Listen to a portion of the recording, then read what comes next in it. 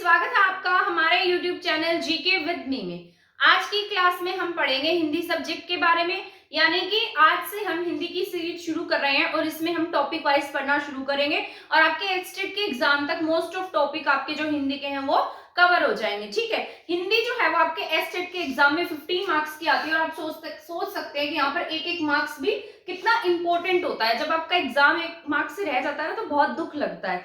ठीक है, तो यहाँ पर मैं आपको पूरा का पूरा डिटेल के साथ में और विद टॉपिक वाइज करा दूंगी ताकि उसमें से कुछ आ जाए तो वो आपका रह ना जाए। ठीक है, तो यहाँ पर आज की जो हमारी क्लास है ना वो तत्सम और तद्भव शब्दों के बारे में रहेगी। इसके साथ साथ जैसे अलंकार है, समास है, संधि है, विकारी शब्द, अविकारी शब्द, इस तरीके के जितने भी टॉपिक्स है ना हिंदी के वो सब हम पढ़ लेंगे। ठीक है, तो ये मैंने लिखा है तत्सम और तद्भव शब्द। तत्सम और तद्भव शब्द में से एक क्वेश्चन आपका जरूर मतलब एग्जाम में देखने को मिलता है, चाहे वो एचटेट हो, कोई भी एग्जाम लगा लीजिए जिस तरीके से, या फिर जिस तरीके से आपके हरियाणा के एग्जाम होते हैं उसमें भी हिंदी में इनमें से क्वेश्चंस देखने को मिलते हैं। अभी आपने हरियाणा सीटी का एग्जाम देखा होगा, उसमें भी इसमें से एक क्वेश्चन आया हुआ था। ठीक है, तो यहाँ पर मैंने तत्सम और तद्भव शब्द की पहचान लिख दी है। इसके बाद में कुछ शब्द लिख दूंगी, उनकी मीनिंग लिख दूंगी ताकि आप वहां से अंदाजा लगा सके कि तत्सम शब्द कौन सा है और तद्भव शब्द कौन सा है। ठीक है, तो यहाँ पर मैंने यहाँ पर लिखा है कि तत्सम शब्द, तत्सम, तत् मतलब एज इट इज, मतलब तत्सम एज इट इज जो किस में आ गए हैं, हिंदी में आ गए हैं।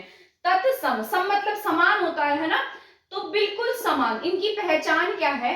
जो संस्कृत से सीधे किस में प्रयोग कर लिए गए, हिंदी भाषा में प्रयोग कर लिए गए हैं, यानी कि उनको कोई भी किसी भी तरीके का उसमें कोई चेंज नहीं किया गया, वो एज इट इज संस्कृत भाषा से उठाए और हमने हिंदी भाषा में रख दिए, तो उसे हमने क्या नाम दिया? तत्सम। सम से समान याद रखना। ठीक है, सम मतलब समान, समान मतलब एज इट इज, जो ऐसे के ऐसे हिंदी भाषा में प्रयोग कर लिए गए वो कौन से शब्द हो गए हमारे? तत्सम शब्द हो गए हैं। ठीक है, इनकी पहचान क्या है? संस्कृत के शब्द, जितने भी संस्कृत के शब्द आपको दिखाई देंगे वो सभी आपको किस में टिक करने होंगे?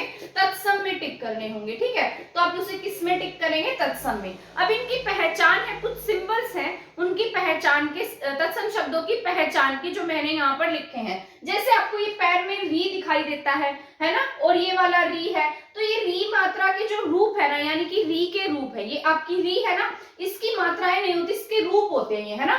तो ये क्या है? इसके रूप है। जिस तरीके से पैर में रह है, इस तरीके का रह है, इस तरीके का रह है, ये सब किस में जाते हैं? आपके तत्सम शब्दों में जाते हैं। और इस तरीके से जो ये संयुक्त स्वर है, अक्षय, तर्य, अज्ञ, ठीक है, ये तीन किस में आएंगे? तीनों ये आएंगे आपके, ये भी तत्सम शब्दों में प्रयोग किए जाते हैं। कौन से? अक्षय, तर्य और अज्ञ। ठीक है, ये किस में आते हैं? आपके तत्सम शब्दों में आते हैं। तो इनकी पहचान क्या है? री के रूप और अक्षय, तर्य, अज्ञ। ठीक है, जैसे मैंने यहाँ पर लिखा है ट्रक। ठीक है, तो नीचे ये इसके पैरों में क्या है? र है, और यहाँ पर क्रम, कै के नीचे पैरों में भी क्या है? र है। तो ये सभी शब्द कैसे हैं? आपके तत्सम शब्द है। ठीक है, तो आपको याद रखना है कौन से शब्द होंगे तत्सम।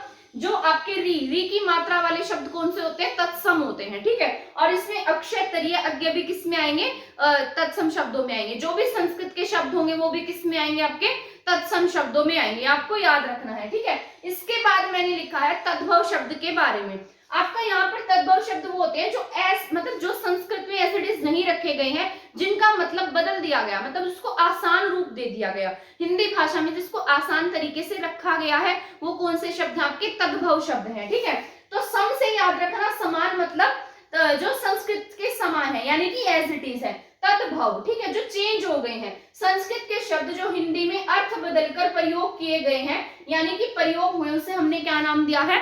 तद्भव का नाम दिया है। ठीक है, जैसे ड है, ये वाला ड, ढ है, और जिसके ऊपर चांद बिंदी दिखाई देगी वो शब्द कैसे होंगे? आपके तद्भव होंगे। ठीक है, ये आपको याद रखना है, वो कैसे शब्द होंगे? आपके तद्भव। इसकी पहचान क्या है? ड, ढ और ऊपर चांद बिंदी, तो ये तीन इसकी पहचान है, जहां पर ड, ढ और ऊपर चांद बिंदी दिखाई दे, या जो शब्द हिंदी का हो वो भी किस में आएगा? तद्भव में आएगा। ठीक है, तत्सम वाले जिसमें संस्कृत के शब्द अक्षय, तर्य, अज्ञ और री के रूप होंगे।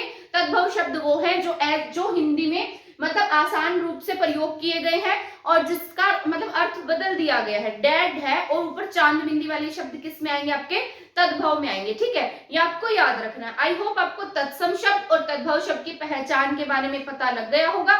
यहाँ पर मैं कुछ एग्जाम्पल लिख देती हूँ, क्योंकि बहुत बार एग्जाम में ऐसा देखने को मिला है कि आपके एग्जाम में ऐसे भी पूछ लेता है कि बताइए इसका तद्भव शब्द कौन सा होगा? एक मीनिंग, एक कोई भी शब्द दे देगा, आसान सा शब्द ले लेते हैं, जैसे अम्र। अम्र किसे कहते हैं? आम को कहते हैं, तो हमें पता है, हम सभी को पता है। तो इस तरीके से इसके 4 ऑप्शन दे देगा, तो क्या होता है? आम ही होता है, तो हम इसको देखते हैं, टिक कर देंगे, है ना। तो आम्र का क्या होगा? आम होगा। इसी तरीके से 4 ऑप्शन देगा, उसमें से हमें सिलेक्ट करना होगा। तो उसके बारे में भी थोड़ा सा हम जान लेते हैं, ताकि आपको वहां से आइडिया हो जाए, या उसमें से कुछ आ जाए तो आप उसको टिक कर सके। ठीक है, यहाँ पर मैं लिख देती हूँ। तो मैंने यहाँ पर कुछ शब्द लिख दिए हैं, जिसमें से कुछ तत्सम शब्द है और कुछ तद्भव शब्द है। ठीक है, पहले मैंने तद्भव शब्द लिखे हैं, बाद में तत्सम शब्द लिखे हैं।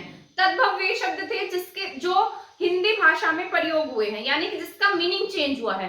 तत्सम शब्द वे थे जो संस्कृत के एज इट इज उठाकर हिंदी भाषा में रख दिए गए, जिनके मीनिंग को चेंज नहीं किया गया। ठीक है, तो यहाँ पर सबसे पहला लिखा है अंगूठा। मैंने अभी आपको बताया था कि जो आपके तद्भव शब्द होंगे उसमें ऊपर क्या आएगी? चांद बिंदी आएगी। ठीक है, तो तद्भव में क्या ऊपर चांद बिंदी है, तो अंगूठा। अंगूठे को क्या लिखेंगे? अंगुष्ठ। क्या लिखते हैं?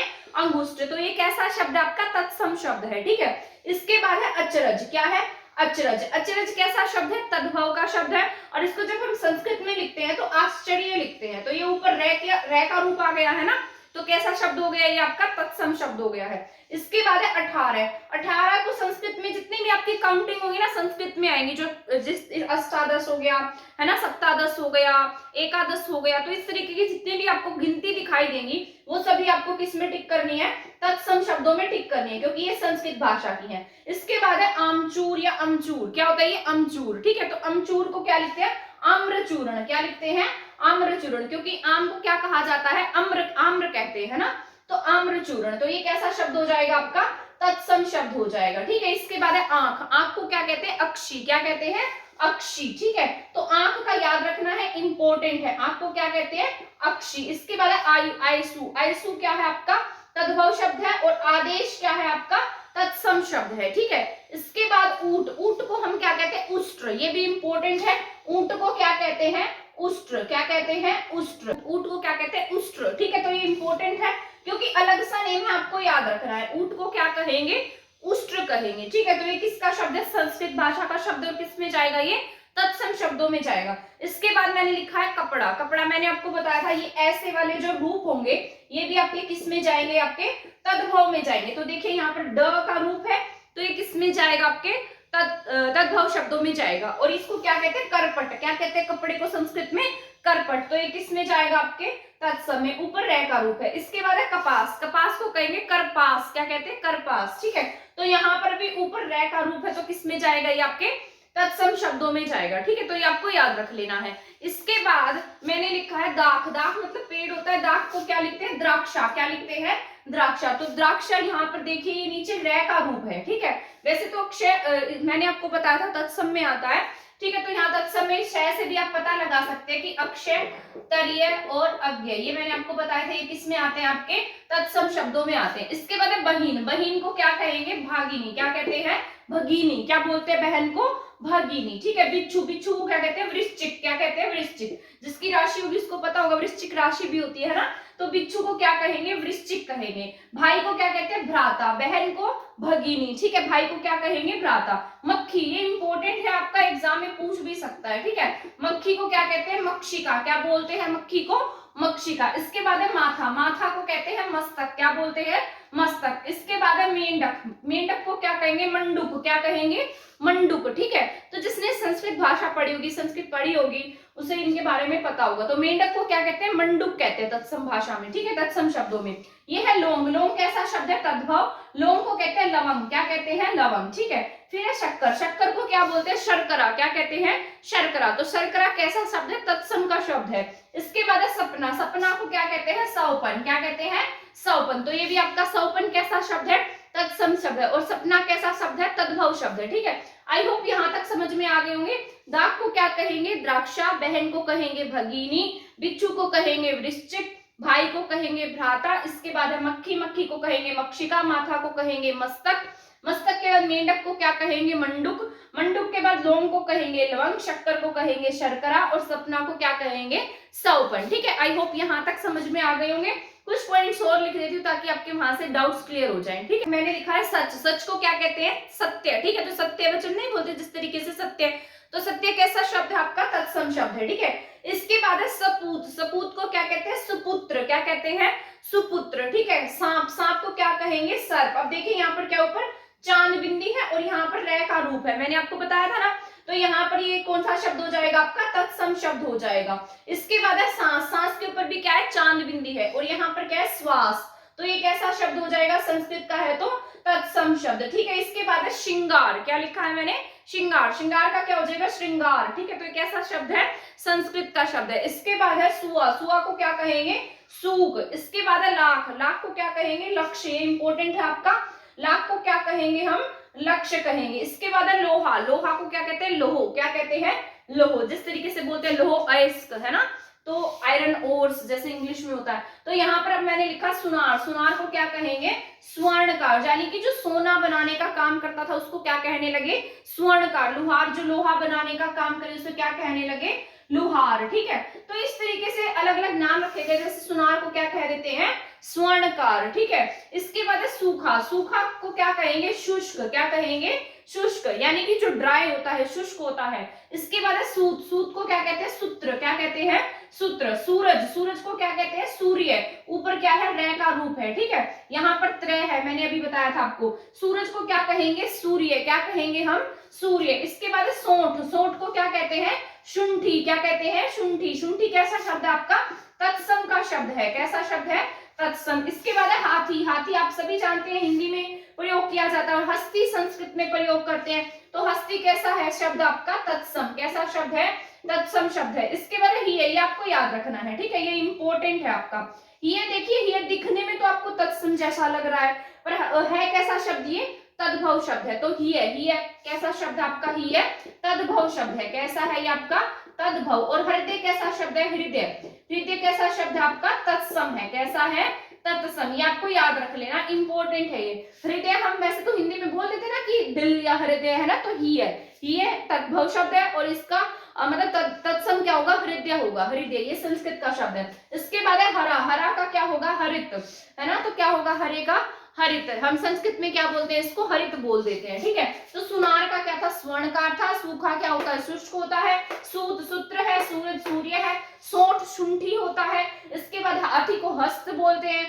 ठीक है, इसके बाद हिय। हिय मतलब हृदय होता है। इसके बाद है हरा। हरा मतलब हरित होता है। ठीक है, आई होप ये सभी पॉइंट्स जो आपको समझ में आ गए होंगे। और इसी मतलब जिस तरीके से मैंने आपको समझाया है, अगर एग्जाम में आपको इस तरीके की जो पहचान बताई है वो दिखाई देती है तो आप इसको आसानी से टिक भी कर सकते हैं। ठीक है, तो यहाँ से जो ये आपका है वो बहुत इजी हो गया है। अगर आपको लगता है ये क्लास किसी स्टूडेंट के लिए हेल्पफुल हो सकती है तो उसको शेयर करना ना भूलिएगा। और इसी तरीके से हमारे और क्लासेस देखने के लिए हमारे चैनल के साथ बने रहिएगा। और टेलीग्राम चैनल ज्वाइन करने के लिए नीचे डिस्क्रिप्शन बॉक्स में लिंक दिया गया है, वहां पर जाकर आप हमारा टेलीग्राम चैनल भी ज्वाइन कर सकते हैं। ठीक है, आज के लिए इतना ही था। और क्लासेस देखने के लिए चैनल के साथ बने रहें। थैंक यू, धन्यवाद।